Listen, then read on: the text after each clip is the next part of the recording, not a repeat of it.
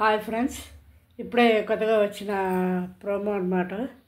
నాకు ఎందుకో big boss చాలా తేడా పడుతుంది. ఎందుకంటే ఫస్ట్ నో రేషన్ అన్నారు, కొద్దిగా ఇచ్చారు.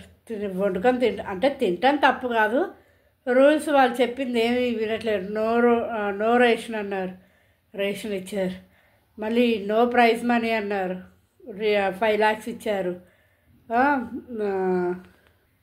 ఇప్పుడు ఇదంతా ఎలా ఉందంటే, బాహుబలి 2 సినిమా ఓపెన్ చేసి వేరే సినిమా వేస్తే ఆడియన్స్ టీవీ ఎలా పగలగొడతారో సేమ్ అలానే అయ్యేటట్టు ఉంది బిగ్ బాస్ 8 అయితే. మరేంటో మరి చూద్దాం.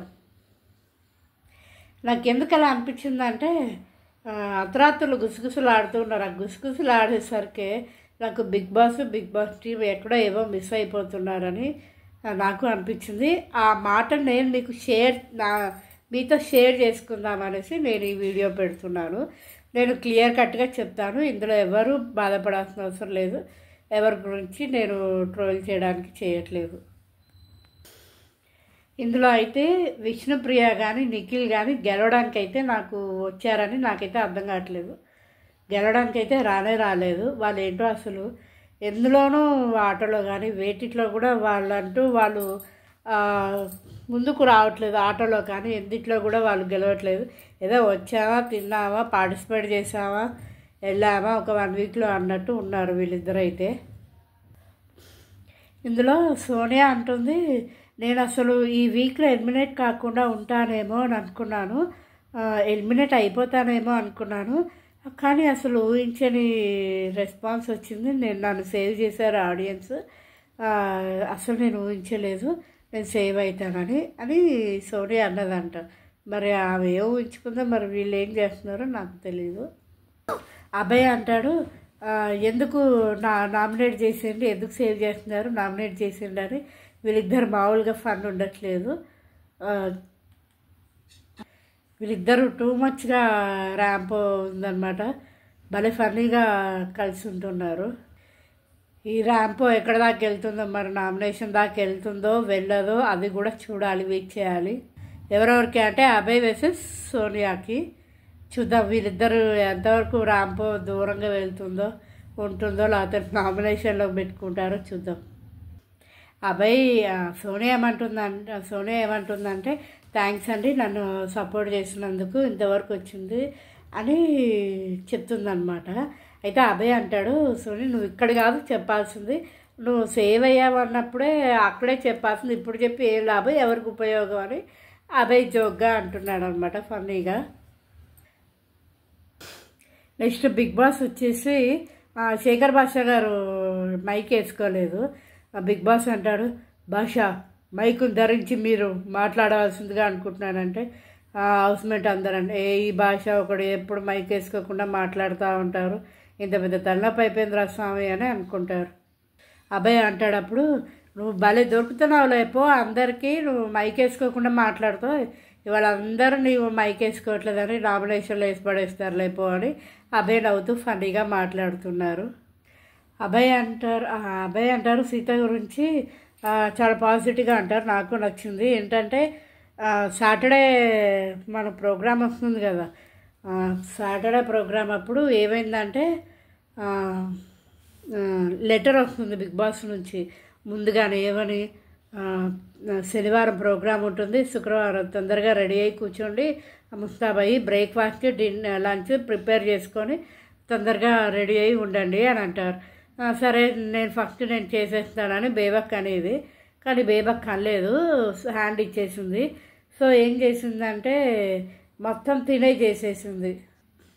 కిరాక్ సీతానే మొత్తం అన్నీ ప్రిపేర్ చేసేసి లాస్ట్లో రెడీ అయ్యి టకటక రెడీ అయ్యి వచ్చేసింది అనమాట. లేట్ అవుతుందని తెలిసినా కూడా సోనియా కాదు, ఎవరు,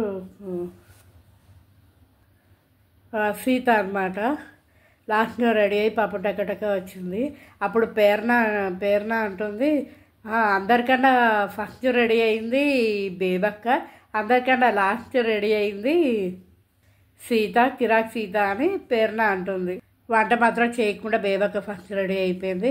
వంట బ్రేక్ఫాస్ట్ మొత్తం రెడీ చేసి లాస్ట్లో రెడీ అయింది కిరాక్ సీత మాత్రం లేట్గా తయారైంది.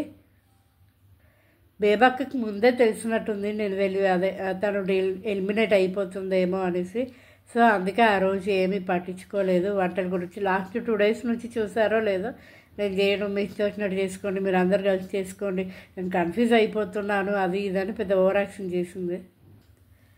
విష్ణు గురించి వస్తే విష్ణు అంటుంది 50 లక్షలు ప్రైజ్ మనీ తీసుకోవాలంటే చాలా కష్టపడాలి, ఇంతమందితో పోటీ పడాలి, అమ్మో ఇది అంత ఈజీ కాదు, చాలా కష్టమని అంటుంది.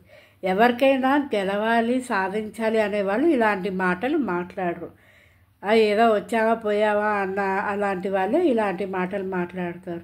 నువ్వు దేనికి వచ్చావు 50 లక్షల గురించి పక్కన పెట్టి నువ్వేంటో నీ స్టామినా ఏంటో తెలుసుకోవటానికి బిగ్ బాస్లోకి వచ్చావు, అది చూసుకోవాలి. కానీ వామ్మో వాయో నువ్వు వచ్చిన వారానికే నీరసపడిపోతే నువ్వు ఎలా ఆడగలుగుతావు విష్ణుప్రియ? స్ట్రాటజీగా ఆలోచించాలి, ఎవరిని ఎలా తొక్కాలి, ఎవరిని ఎలా ఓడించాలి ఆటలు, నెక్స్ట్ ఏంటి అని. నువ్వు వచ్చిన వారానికే డీలా పడిపోతే ఇంకా నువ్వేం ఆడతావు? మా లాంటి వాళ్ళ ఆడియన్స్లో నేను మీకేమి ఓటు వేస్తాము, ఎలా వేస్తాము ఓటు? ఇందులో భాష గారు అంటారు, ఎవరిని ఆదిత్య అని అంటారు, భాష అంటారు నేను ఇక్కడ అనుకో టాగిద్దాం ఏమవుతున్నానని ఆదిత్య అంటే నేను నీకు డాంకీ వేసేదాన్ని ట్యాగ్ అని అంటారు. అదెందుకు అలా అని ఎందుకు అన్నామంటే గాడిద చచ్చేటట్టు కష్టపడుతుంది కానీ దానికి పేరు ఉండదు అని అంటారు. అంటే ఇప్పుడు అంటే ఏంటి అని అంటే ఇప్పుడు నువ్వు ఇంటి పని అంతా చేస్తావు, హౌస్లో పనులు ఏమున్నా సరే నా పని ఇంతవరకే నేను చేయనని కూర్చోవు, ఏదైనా బ్యాలెన్స్ పని ఉంటే ఎవరైనా చెప్పినా నీ పని నువ్వు చేస్తావు, నీ టాస్క్ నువ్వు చేస్తావు, అన్నీ చేస్తావు.